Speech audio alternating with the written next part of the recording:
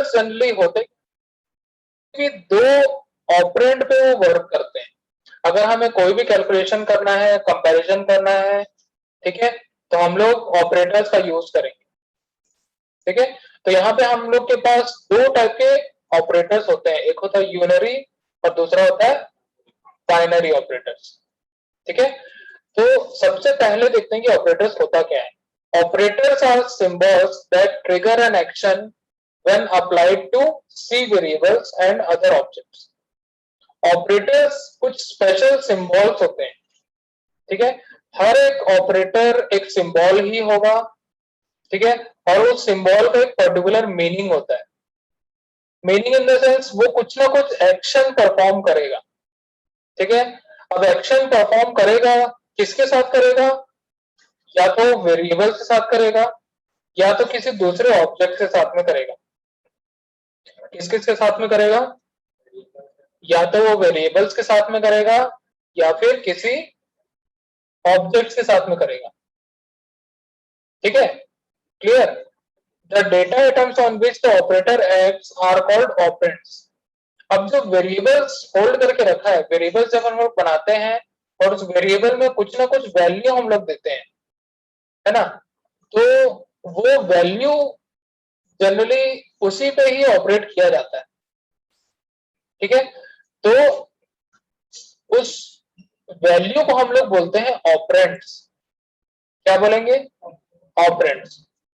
ठीक है, तो जो भी उस ऑपरेंड की वैल्यू होगी उसी के हिसाब से वो काम करेगा। ठीक है, अगर मान के चलो मुझे दो नंबर्स को ऐड करना है, ठीक है, मुझे क्या करना है? दो नंबर को ऐड करना है। मैं यहाँ पे 10 प्लस 20 करता हूं। ऐसे ही हम लोग ऐड करते हैं, बचपन से हम लोग ऐसे ही करते आ रहे हैं, पूरी दुनिया ऐसे ही करते हैं।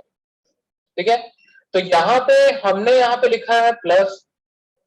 ठीक है, और ये क्या है? एक ऑपरेंड है और ये दूसरा ऑपरेंड है। ठीक है, यहाँ पे हमारे पास दो ऑपरेंड है। ठीक है, और ये जो प्लस हमने लगाया है, यही प्लस के कारण ये दो नंबर को ऐड हम कर पा रहे हैं। ठीक है, अगर हम यहाँ पे प्लस नहीं लिखते तो ऐड होगा क्या? ऐड होगा? नहीं होगा। हमने यहाँ पे प्लस लिखा है, इस प्लस का एक मीनिंग है कि वो एक्सप्रेशन हम लोग को ये बता रहा है कि दो नंबर को ऐड करना है। ठीक है, तो यहाँ पे ये जो प्लस है ये एक प्रकार का ऑपरेटर है जो दो ऑपरेंड पे ऑपरेट करके हम लोग को कुछ ना कुछ रिजल्ट यहाँ से देगा।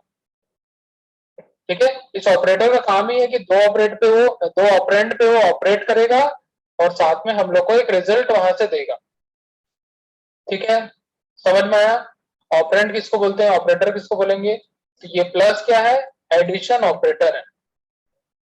ठीक है, क्या है? ऑपरेटर।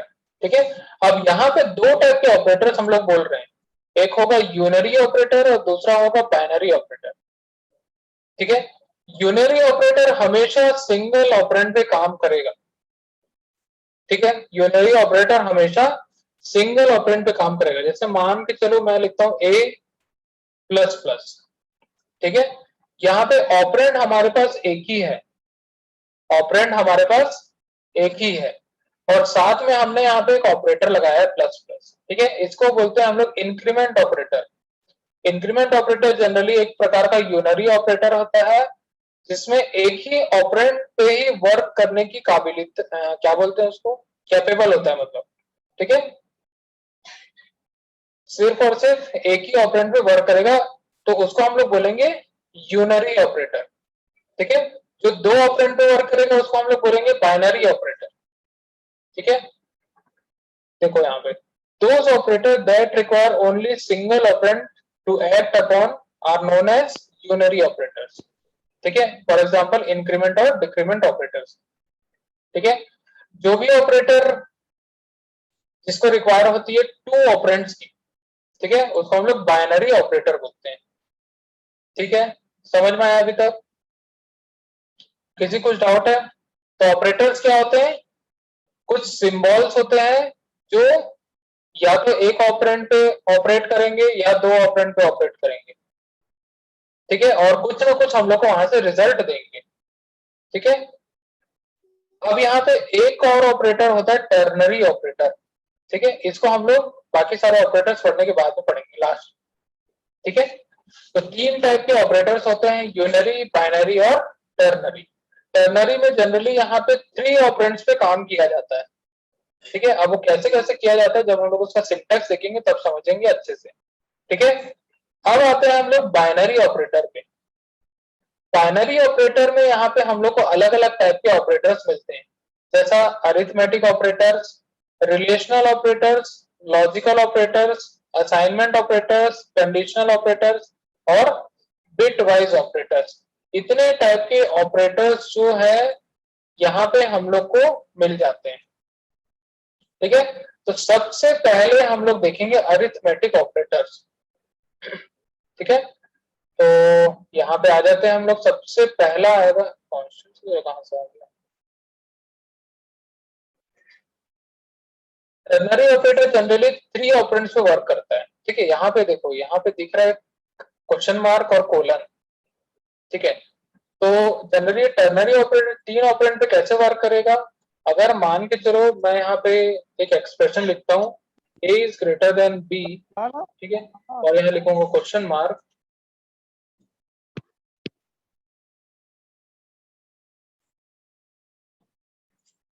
क्वेश्चन मार्क लिखा और उसके बाद a कोलन b लिख लिया, ठीक है।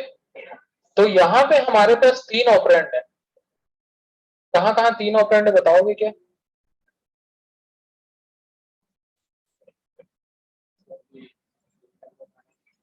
हाँ, कहाँ कहाँ 3 ऑपरेंड है?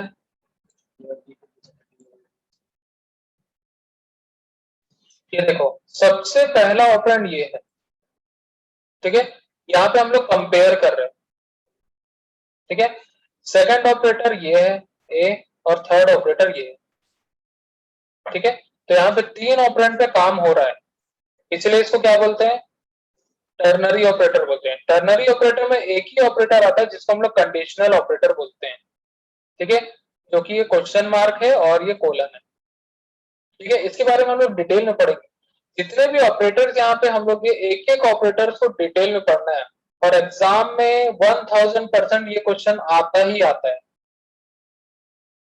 ठीक है। जब हम लोग इस टॉपिक को पढ़ेंगे ऑपरेटर्स को, तो ध्यान से पढ़ेंगे, अगर ये ऑपरेटर समझ में आ गया मतलब 50% सी प्रोग्रामिंग हम लोग को समझ में आ जाएगी, ठीक है, क्लियर।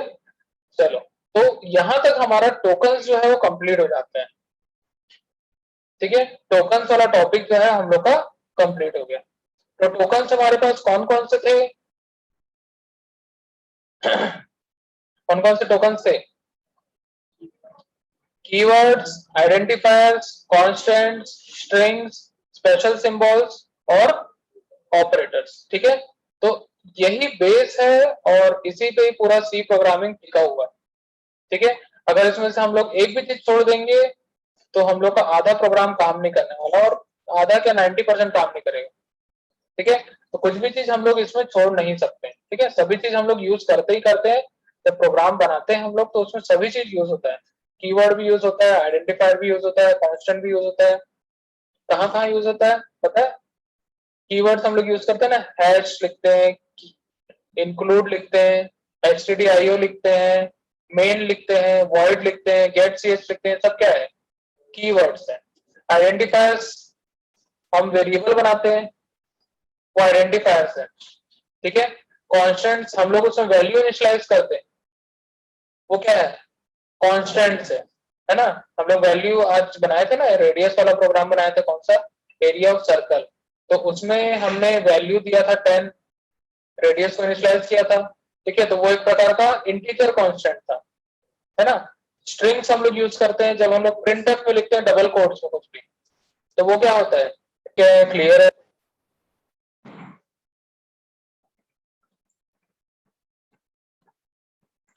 समझ में आ गया? चलो, नेक्स्ट आते हैं हम लोग, ठीक है। कांस्टेंट वगैरह हम लोग देख लिए, डेटा टाइप्स हम लोग देखते हैं, ठीक है। अब यहाँ पे डेटा टाइप क्या चीज है?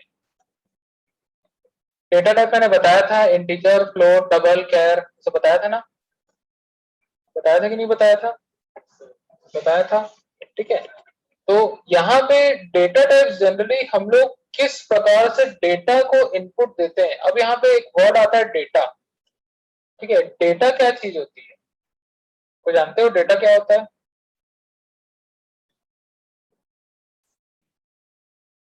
कैसे होता होगा डेटा? मतलब रॉ फैक्ट्स तो मैंने बता दिया, लेकिन उसको हम लोग क्या बोल सकते हैं?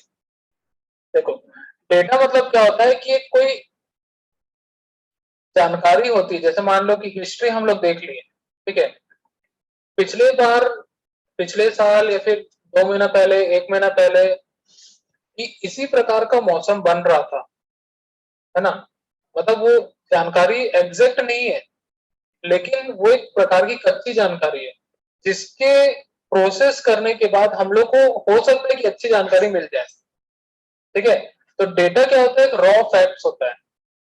ठीक है, क्या होता है? Raw facts. ठीक है, जिसको हम लोग कच्ची जानकारी बोलते हैं। ठीक है, उसमें कुछ सच्चाई भी हो सकती है, उसमें नहीं भी हो सकती है। ठीक है, जैसे हम लोग यूट्यूब में वीडियो देखते हैं, वो हम लोग को सिर्फ और सिर्फ डेटा देता है, इंफॉर्मेशन नहीं देगा। वो हम लोग को सिर्फ और सिर्फ डेटा देगा, लेकिन प्रोसेस हम लोग का माइंड ही करेगा। होता है। ठीक है, जब हम लोग कुछ कुछ चीजें सुन लेते हैं, सुनते हो ना, इसने कुछ बोल दिया, इसने कुछ बोल दिया, इसने कुछ बोला। ठीक है, अब इसने अलग तरीके से बोला, उसको इसने अलग तरीके से बोला, उसने अलग तरीके से बोला। ठीक है, हम लोग का माइंड क्या किया? उसको प्रोसेस किया, और उसी से रिलेटेड कुछ इंफॉर्मेशन हम लोग को दिया, है ना। जैसे डिटेक्टिव लोग होते हैं, डिटेक्टिव लोग क्या करते हैं? उन लोग फिर कातिल को कैसे पकड़ लेते हैं? सबूत, ठीक है, गवाह, बहुत सारी जानकारी इकट्ठा करते हैं, है ना। तो वो सब क्या है? एक कच्ची जानकारी है, मतलब एक रॉ फैक्ट है, डेटा कलेक्ट किया उसने। अब डेटा को क्या करेगा? वो एनालाइज करेगा, ठीक है, उसमें से कुछ पॉइंट्स निकालेगा, उसको फिर प्रोसेस करेगा, उससे फिर इंफॉर्मेशन बनेगा। ठीक है, तो डेटा से ही हमेशा इंफॉर्मेशन बनता है। डेटा को जब हम लोग प्रोसेस कर देंगे तो क्या बन जाएगा? इंफॉर्मेशन बन जाएगा। अब वही इंफॉर्मेशन यूजर के काम की रहती है। ठीक है, अब यहाँ पे जो हम लोग डेटा बोल रहे हैं, अब उसका यहाँ पे टाइप्स बताना है कि डेटा जो हम लोग इनपुट ले रहे हैं अपने प्रोग्राम में, या फिर डेटा जो हम लोग आउटपुट में डिस्प्ले कर रहे हैं, वो किस टाइप का डेटा है। ठीक है, डेटा तो पता चल गया क्या है, लेकिन डेटा का टाइप क्या होगा, वो किस टाइप का डेटा होगा, वो हम लोग को बताना पड़ेगा। ठीक है, तो यहाँ पे जब हम लोग इनपुट लेंगे, हो सकता है इनपुट हम लोग नंबर्स में ले, हो सकता है हम लोग अल्फाबेट में ले, हो सकता है कि हम लोग स्ट्रिंग्स में ले। किसी में भी हम लोग डेटा इनपुट ले सकते हैं, और किसी भी टाइप का डेटा हम लोग आउटपुट में डिस्प्ले कर सकते हैं। ठीक है, आया समझ में? तो उसी डेटा का हम लोग को यहाँ पे टाइप बताना है कि वो डेटा टाइप किस टाइप का है, सॉरी, वो डेटा जो है किस टाइप का है। ठीक है, क्लियर? देखो यहाँ पे data types specify how we enter data in our programs and what type of data we enter।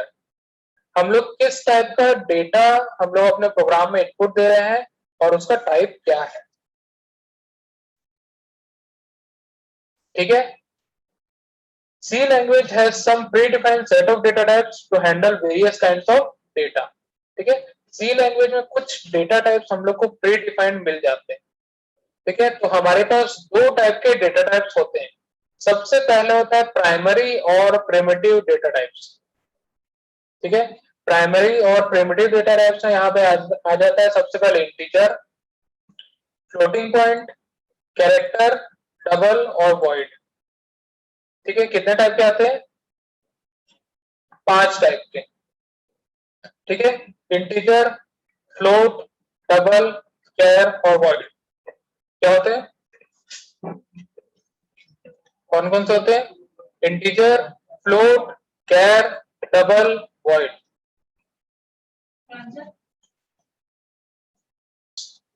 Derived data types क्या होंगे? जो प्रिमिटिव डेटा टाइप्स को यूज करके बनाए जाते हैं। ठीक है, जैसे कि होगा एरे, स्ट्रक्चर, यूनियन, पॉइंटर। ठीक है, तो एरेज का कहानी जो है हम लोग पढ़ेंगे यूनिट नंबर 3 में। यूनिट नंबर 4 में स्ट्रक्चर यूनियन पढ़ेंगे। ठीक है, सॉरी यूनिट नंबर 5 में पढ़ेंगे, 4 में हम लोग पॉइंटर्स पढ़ेंगे। ठीक है, तीनों डेटा टाइप जो है वो अलग अलग टाइप से काम करते हैं, इसको हम लोग बाद में पढ़ेंगे। ठीक है, सबसे पहले हम लोग जानेंगे प्रिमिटिव डेटा टाइप्स क्या होते हैं और हम लोग उसको कैसे यूज कर सकते हैं, कितनी मेमोरी लेता है, कितनी वैल्यूज को वो होल्ड करके रखें। ठीक है, तो यहाँ पे हम लोग डायग्राम में देखते हैं, प्राइमरी डेटा टाइप का एक डायग्राम है जिसमें हमारे पास 4 बेसिक डेटा टाइप होते हैं। सबसे पहला होता है कैरेक्टर। क्या होता है सबसे पहला? कैरेक्टर होता है। ठीक है, कैरेक्टर की अगर हम लोग बात करें तो यहाँ पे कैरेक्टर में हम लोग के पास 3 टाइप के कैरेक्टर होते हैं। एक होता है कैर, ठीक है, जिसमें हम लोग को साइंड और अनसाइंड कैर दोनों मिलता है। ठीक है, इस कैर में साइंड और अनसाइंड कैर दोनों मिलेगा। ठीक है, फिर उसके बाद आता है साइंड कैर और अनसाइंड कैर। अब यहाँ पे साइंड क्या चीज है? साइन का मतलब होगा प्लस और माइनस। ठीक है, अब प्लस और माइनस और कैरेक्टर का क्या रिलेशन? कभी देखियो कि प्लस ए प्लस बी माइनस ए माइनस बी, ऐसा नहीं सुने? सुने क्या कभी? सुने हैं कि नहीं सुने? कभी कैरेक्टर अल्फाबेट को नेगेटिव में सुने हो? नहीं सुने, लेकिन यहाँ सुनेंगे हम लोग। ठीक है, तो यहाँ पे साइंड का मतलब होता है कि नेगेटिव कैरेक्टर। ठीक है, अब अनसाइंड का मतलब होता है पॉजिटिव कैरेक्टर्स। ठीक है, अब कैरेक्टर्स हम लोग साइंड और अनसाइंड में कैसे लेंगे, ये एक बहुत बड़ा सवाल है। ठीक है, अब यहाँ पे जो कैरेक्टर्स होते हैं सबका एक वैल्यू होता है जिसको हम लोग आस्की वैल्यू बोलते हैं। ठीक है, आज की वैल्यू अगर मैं इसमें दिखाऊं तो यहाँ पे एक चार्ट भी दिया होगा, उसको हम लोग देखते हैं। तो आज की दिख रहा है यहाँ पे, तो यहाँ पे जो कैरेक्टर्स होते हैं सबके लिए एक नंबर डिफाइन किया जाता है। ठीक है, जैसे मान लो कैपिटल ए है, ये कैपिटल ए दिख रहा है, कैपिटल ए को हम लोग 65 से डिफाइन करते हैं, मतलब डेसिमल नंबर सिस्टम में उसकी वैल्यू होती है 65। ठीक है, तो वैसे ही बहुत सारे कैरेक्टर्स होते हैं। ठीक है, प्लस से लेके माइनस तक जाते हैं, मतलब इसकी वैल्यू होगी +28 से लेके -28 तक। ठीक है, या फिर हम लोग उल्टा अगर गिनेंगे तो -128 से लेके +128 तक, मतलब 128 कैरेक्टर्स होते हैं। प्लस साइड मतलब पॉजिटिव साइड और नेगेटिव साइड भी 128 कैरेक्टर्स होते हैं इंक्लूडिंग 0। ठीक है, जब हम लोग कीबोर्ड से कोई की प्रेस करते हैं तो उसको कैसे पता चलता है कि हमने के बटन दबाया है? उसको कैसे पता चलेगा हमने ए बटन दबाया है? कैसे पता चलेगा? आज की वैल्यू से। ठीक है, ये एक प्रकार का अमेरिकन स्टैंडर्ड फॉर कैरेक्टर्स, यहाँ पे जो एक ऑर्गेनाइजेशन है, जनरली यहाँ पे लिखा होगा उसको फुल वैल्यू मतलब नाम लिखा होगा, ये है American standard code for information interchange. ठीक है, आज तक कभी मुझे याद नहीं हुए। ठीक है, लेकिन तुम लोग याद कर लेना। ठीक है, एग्जाम में कभी कभी पूछ लेता है। ठीक है, American standard code for information interchange. जब भी मैं आज की बोलता हूँ ना, हमेशा मुझे IEEE याद आता है, पता नहीं क्यों। ठीक है, या फिर एनसी याद आता है, ये दो में से कोई एक ही। कभी भी मुझे ना एक बार में याद नहीं हुआ आज की, कभी भी नहीं हुआ, लेकिन आप लोग याद करना। ठीक है, American standard code for information interchange. ठीक है, ये एक प्रकार का कोड है जो वर्ल्ड वाइड यूज किया जाता है। ठीक है, और इसी से ही हम लोग किसी भी कैरेक्टर को, किसी भी सिंबल को, किसी भी नंबर को, ठीक है, हम लोग रिप्रेजेंट कर सकते हैं अपने कंप्यूटर पे। ठीक है, अगर हम लोग कोई भी कैरेक्टर की बात करें जैसे कि ए से लेके जेड तक, तो यहाँ पे 65 से लेके कहां तक जाएगा? 89 तक। ठीक है, तो कैपिटल ए से कैपिटल जेड तक कहां से कहां तक वैल्यू होगी 65 टू 89। ठीक है, स्मॉल ए से कहां से चालू होगा 97 से चालू होगा और कहां तक जाएगा 122 तक। ठीक है, तो इस प्रकार से अलग अलग कैरेक्टर्स को रिप्रेजेंट किया जाता है। ठीक है, स्पेशल सिंबल्स भी एक प्रकार के कैरेक्टर्स होते हैं, नंबर्स भी एक प्रकार के कैरेक्टर्स, सबके सब कैरेक्टर होंगे। अगर वो सिंगल यूज हो रहा है इसका मतलब वो कैरेक्टर है। ठीक है, आया समझ में? तो यहाँ पे अनसाइंड अगर हम लोग बोलेंगे तो पॉजिटिव साइड वाले होंगे कैरेक्टर्स, अगर हम लोग साइंड बोलेंगे तो नेगेटिव कैरेक्टर्स होंगे। नेगेटिव और पॉजिटिव हम लोग आज की वैल्यू के हिसाब से बोल रहे हैं। ठीक है, समझ में आया अभी कि नहीं आया?